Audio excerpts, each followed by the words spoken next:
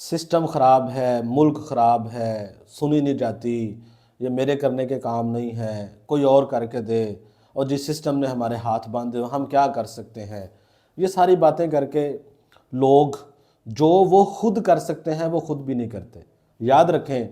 آپ اگر ایک ٹیچر ہیں، آپ اگر ایک پرنسپل ہیں، آپ اگر وائس پرنسپل ہیں، آپ اگر سیکشن ہیڈ ہیں، آپ اگر کوارڈینیٹر ہیں، آپ کسی بھی ڈپارٹمنٹ کو ہیڈ کر رہے ہیں، کسی سبجیکٹ کے اسپیشلسٹ ہیں، آپ ایجوکیشن کے ساتھ کسی بھی طرح سے وابستہ ہیں، تو آپ ہی سسٹم ہے۔ باقی کیا کر رہے ہیں، کس طرح سے کر رہے ہیں، اس بات کو چھوڑ دیں۔ آپ اپنے طور پہ جو آپ سے ہو سکتا ہے، آپ وہ تبدیلی ضرور لے کر آئیں۔ 2025 میں